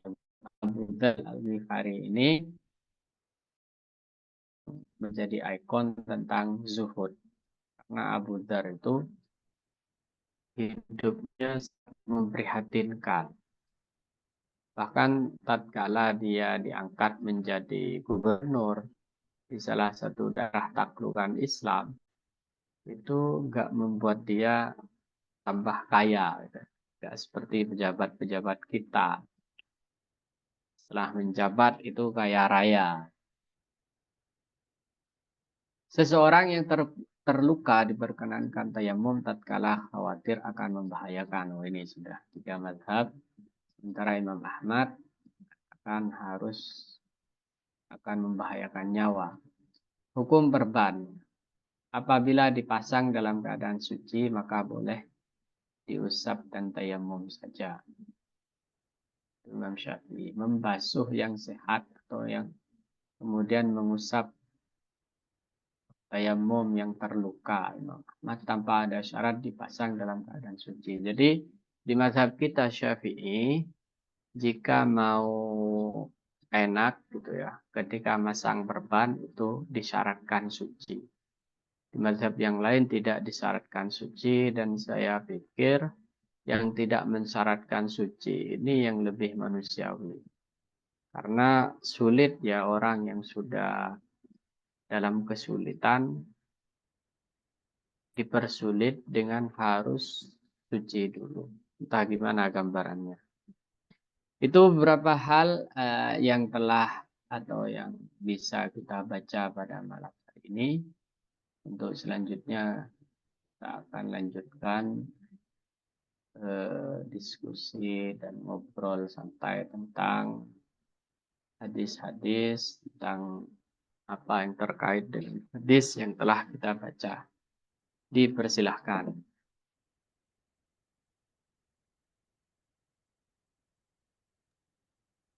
Assalamualaikum Ustadz.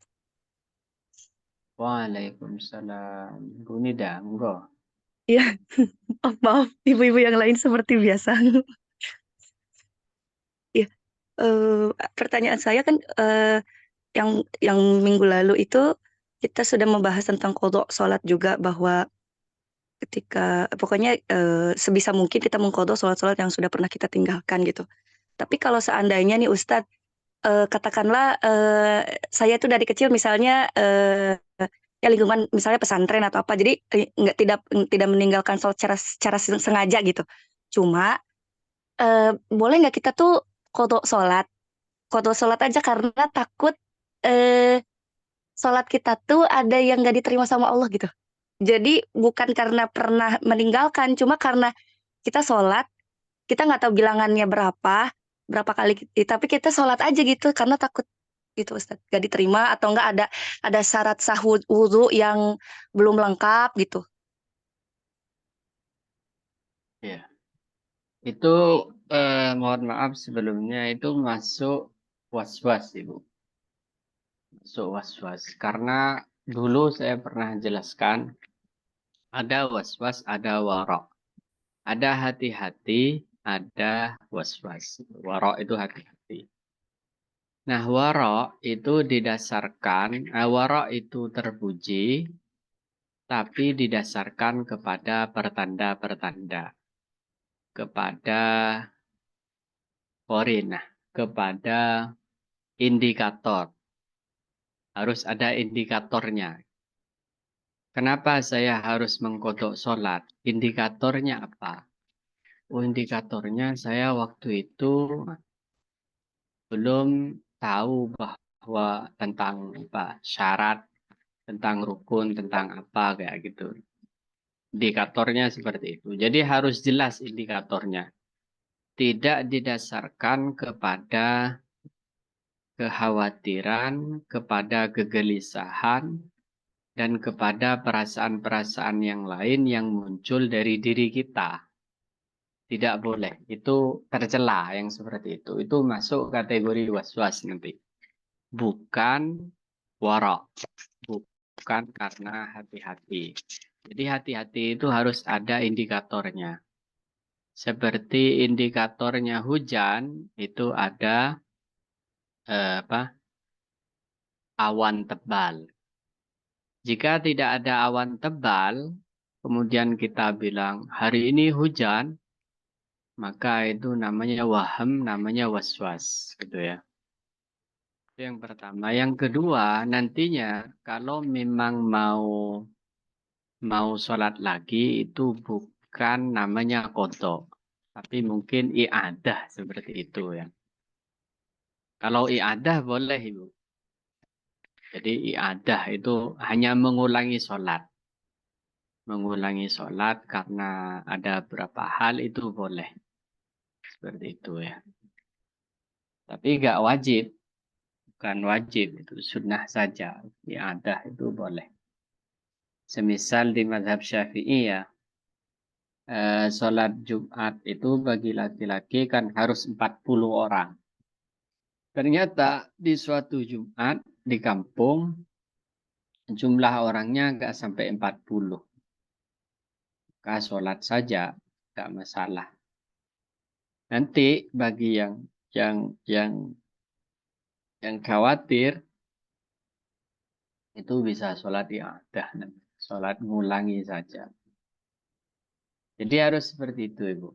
Tidak harus didasarkan pada indikasi-indikasi bahwa sholat saya bermasalah. Bukan atas dasar saya agak diterima kayaknya waktu itu. Bukan. Urusan diterima dan tidak diterima itu tetap misteri ya. Orang sesoleh apapun tetap tidak bisa mengklaim sholatnya diterima.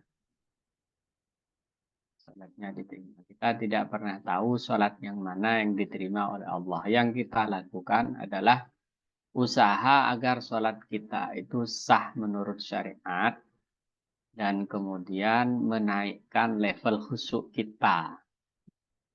Itu yang harus serta selalu mengharap mengharap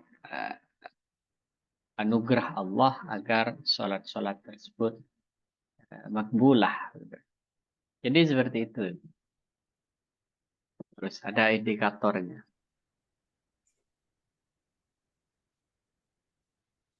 Iya, Juga Ustaz Masya Allah. Muhlisin mungkin mau nambahkan. Iya, sedikit Ustaz ya. Terkait yang tadi itu diterima apa enggak gitu ya. Saya pernah mendengar dari salah satu guru kami ya bahwa kita memang harus belajar ya tentang sholat yang benar, tentang wudhu yang benar. Selebihnya, jika itu sesuai dengan ilmu wudhu kita sudah sesuai dengan ilmu yang kita tahu, pun demikian sholat kita. Nah kita harus memastikan tidak ya, tapi melihat Allah Maha Pemurah kita harus yakin dengan itu. Bahwasannya insya Allah diterima.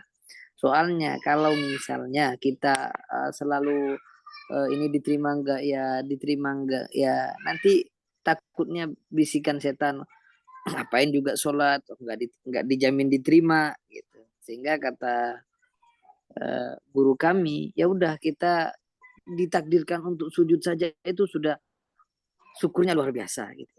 Kita ditakdirkan sujud, kita ditakdirkan untuk berdiri, berusaha untuk sholat. Atas dasar itu kita harus sangat bersyukur dan yakin gitu, memastikan tidak ya. Yakinnya itu bukan karena kebaikan kita, bukan, tapi karena melihat kebaikan Allah. Pulang sore ya. Pulang sore besok ya. Tapi ya. Ya, jadi seperti itu. Ya, Gomin, ada anak. monggo. Jadi harus yakin, memastikan tidak, harus yakin dengan kemurahan Allah yang maha baik.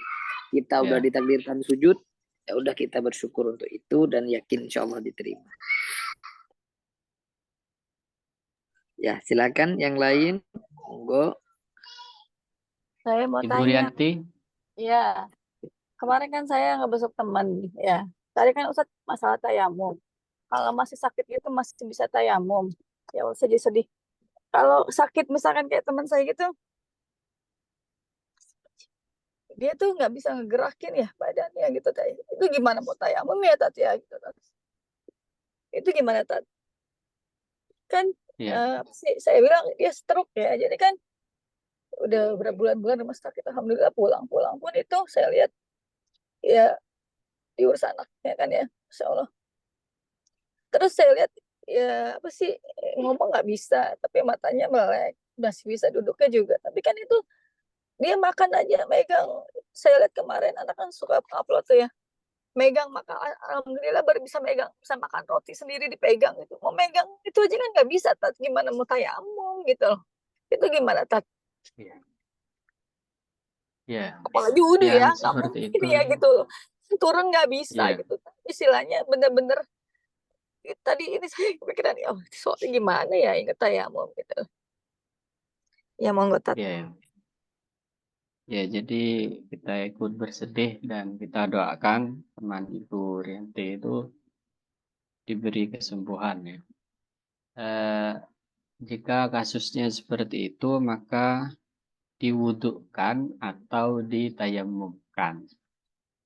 Jadi ada yang apa? Yang melayani, bukan orangnya disuruh tayamum, tapi ada yang Oh memakaikan di apa itu ya? ya Tat. Jadi yang Nah, di iya, tangannya dipegangin gitu ya Tat ya buat tayamum gitu ya Tat ya. iya. Di Jadi iniin kitanya, dipegangin.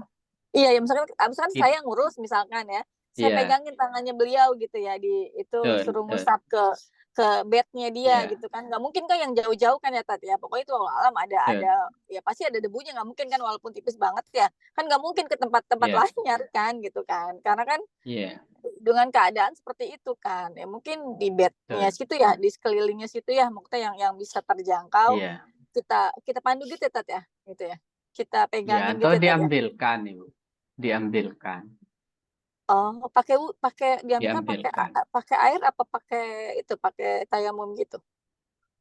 Kalau memang nggak bisa air, ya sudah tayamum saja. Oh Diambilkan tapi kan debu kalau di pakai air dalam itu wadah. bagaimana Tat, semuanya diambilkan kan tetap ya masalahnya, maksudnya bener-bener saya lihat tadi ini aja kemarin anaknya tuh setiap upload saya ngeliat gitu loh. Ini udah 8 bulan di rumah sakit, tangannya nggak bisa digerakin. Sekarang udah bisa pegang sendiri, pegang roti gitu lah buat makan gitu. Kan Iya, selama ini nggak bisa gitu loh. Berarti kan memang bener-bener saya juga nggak sadar tapi gitu ya Allah, oh itu bener-bener nggak bisa gitu ya gitu loh. Maksudnya megang itu lepas terus gitu. Itu aja saya lihat di fotonya kalau mereka sambil gemeteran gitu kan, tapi masih pegang gitu. Tangannya tangannya sih kayak kayak ngegenggam gitu ya Tat ya gitu loh. Cuman kan apa namanya nggak bisa gitu loh. Jadi benar-benar saya lihat ya gimana ya gitu loh. Makanya itu kalau tayamum juga kalau wudhu kan juga agak repot ya. Gitu. Jadi itu pilihannya kalau air gitu kan walaupun kita pegangin kan tangannya nggak ini Tat ya, nggak bisa. Jadi benar iya, kita gituin ya itu nggak bisa jadi. iya. Jadi diwudukkan kalau bisa diwudukkan. Jadi mahramnya, anaknya atau iya anaknya atau cucunya yang gini kan Ibu. Pakai tangan si anak, bukan ibu. Oh iya pakai tangan anaknya ya bukan tangan ibunya ya. Saya pikir dipegangin pakai tangan ibunya, kayaknya nggak mungkin pakai tangan ibunya juga kan soalnya tangannya Iya. menggenggam gitu, Tat, nggak bisa digerakin. Walaupun kita gerakin kan, itu tangannya nggak bisa gitu ya, gitu loh. Oh, jadi tetap pakai tangan anaknya Iya. ya, Tat? Kita pegang, Ya, tangan seperti aku yang ngelap pegang. gitu, Ibu. Ah, gitu ya, ya, ya, Tat ya. Oke. Seperti ngelap. Terus Itu kalau urutannya mungkin gimana? pakai air. Urutannya gimana, Tat? Urutannya gimana? Tetap kayak tayamum gitu? Apa kayak wudhu gitu? Maksudnya pakai air gitu? Pakai kan harus Ya tangan, ya, kaki. kalau bisa pakai air, ya seperti wudhu, layaknya wudhu. Jadi dari muka terus sampai kaki. Tapi kalau tidak memungkinkan, ya sudah Tapi kayaknya kalau tayamum. kaki susah ya, Tat ya, kan walaupun dipegangin, dia Susah pegang ya. situ, ya kakinya gimana, Ya Tat? Nggak berarti bisa itu ya? masuk yang boleh tayamum. Ya sudah pakai tayamum saja kayak gitu. Oh iya, pakai Kemudian tayamum aja ya. Ya, soalnya kalau wudhu saya sol, perhatiin yang buat kakinya susah ya, Tat ya, walaupun kita pegangin kan iya, beliau betul, nggak betul, bisa duduk aja kan nggak tegak kan, kakinya nggak nyampe betul. ya, Tat ya, megang gitu ya, walaupun kita pegang nyampe nggak siap. Kayaknya kok susah gitu loh. Oh, berarti masih masuk ke Ya itu tayamum ya? sudah masuk tayamum itu. Kalau Iya, sudah susah kalau pakai heran. tayamum. Nanti sholatnya ya sholat di pembaringan. Iya, terus bacanya ya gimana? Ya beliau yang baca ya, kita yang suruh gitu, Bacanya Tat. ya semampunya. Bacanya kan yang wajib hanya 5, Ibu. Iya, Yang Al-Fatihah aja wajib ya kan. Mm-mm. suara Fatihah sama tahiyat sama sholat ala Nabi di tahiyat itu salam Iya, soalnya kan takbir. nggak bisa ngomong juga, Tat. Jadi mungkin dikasih tahu ya, ngomong Hmm. sendiri. Ya Nggak, berarti kita pakai belum. isyarat. Ya. Tapi kayaknya ngerti, soalnya suka di setelin TV gitu ya, Ah, ngerti. Tapi ya maksudnya ya, ya. ngomongnya baru kemarin sih saya lihat diajarin masih di itu apa ada suara dikit-dikit ya, apa diajarin kayak Berarti baca ada azan ya gitu. Ibu. Kesadarannya itu masih gitu ya. Masih kayaknya tak, cuma memang tidak bisa ngomong, tidak bisa ya, Iya. ya gerakannya tidak bisa gitu, masih duduk dan semuanya di kayak ya maaf ya, kayak masih ya kan pakai pampers gitu kan. Nah, Iya. kalau itu ya Berarti semuanya pokoknya bisa masih ditalkin gitu. maksudnya Jadi ditalkin gitu kan. iya maksudnya yang jagain di sampingnya itu meraktekin sholatnya. Allahu Oh, Akbar misalnya. Bismillahirrahmanirrahim. Alhamdulillahirrahmanirrahim. Bisa oh seperti kayak itu. dituntun gitu ya, Tat ya, Allahu dituntun gitu Akbar. ya. Ah, dituntun, maaf. Bahasa Indonesia dituntun. Iya, iya, iya. Nggak, saya bingung kalau talkin kan dia nggak ngapa-ngapain, cuma dengerin doang. Oh Iya, iya, iya. iya, iya. Dituntun. Iya, iya, Bisa Tat ya, iya. dituntun. Ya, jajak kalau heran. Allah, Ibu. Monggo, ada lagi Ibu.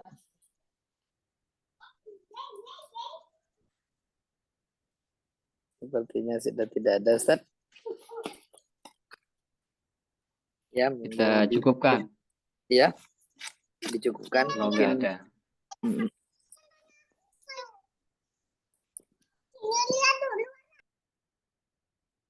Baik, kita cukupkan majelis kita pada malam hari ini. Mudah-mudahan apa yang kita baca menjadi tambahan ilmu. Rabbi zidni ilma warzuqni fahma. Kemudian iman dari Bu Rianti diberikan kesembuhan oleh Allah Subhanahu wa taala. Ala hadhihi niyyah wa bi kulli salihah. Al-Fatihah. A'udzubillahi minasyaitonir rajim. Bismillahirrahmanirrahim. Alhamdulillahirabbil alamin. Arrahmanir rahim. Maliki yaumiddin. Iyyaka na'budu wa iyyaka nasta'in. Ihdinas siratal ladzina an'amta. Bismillahirrahmanirrahim. Alhamdulillahirabbil alamin. Hamdan yuwafi ni'amahu mazidah. Ya Rabbana lakal hamdu kama yanbaghi li jalali wajhika wa 'azimi sultanika subhanaka la nuhsi thana'an 'alaika anta kama nafsik. Allahumma salli ala sayyidina Muhammadin suratan tunjina biha min jami'il ahwal wal afat وتقضي لنا بها جميع الحاجات واحنا بها من جميع السيئات وترفعنا بها دار الدرجات وتبلغنا بأقصى الغايات من جميع الخيرات في الحياة بعد الممات وعلى آله وصحبه وسلم. اللهم إنا نسألك ما سألك منه عبدك نبيك محمد صلى الله عليه وسلم ونعوذ بك من شر ما استعاذك من عبدك نبيك محمد صلى الله عليه وسلم. اللهم لا تدع في مجلسنا هذا ذنبا إلا غفرته ولا هما إلا فرجته ولا مريضا إلا شفيته ولا مريضا إلا شفيته ولا مريضا إلا شفيته ولا حاجة من حوائج الدنيا والآخرة إلا صحتها. اللهم أغننا بحلالك عن حرامك وبطاعتك عن استغفارك. اللهم ارزقنا فهم النبيين وحفظ المرسلين وإلهام الملائكة المقربين. اللهم أغننا بالعلم وزينا بالحلم وأكرمنا بالتقوى وجنبنا بالعافية يا أرحم الراحمين. اللهم اجعلنا وأولادنا وذرياتنا من أهل الخير ولا تجعلنا من أهل الشر والخير. ربنا هب لنا من أزواجنا وذرياتنا قرة أعين. ربنا هب لنا من لدنك ذرية طيبة. ربنا اغفر لنا ولإخواننا الذين سبقونا بالإيمان ولا تجعل في قلوبنا غلا للذين آمنوا.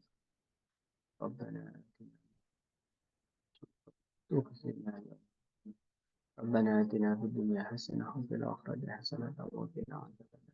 سبحان ربك رب العزة عما يصفون وسلام على المرسلين الحمد لله رب العالمين. صلى الله على سيدنا محمد النبي الأمي وعلى آله وصحبه وسلم. سر الفاتحة.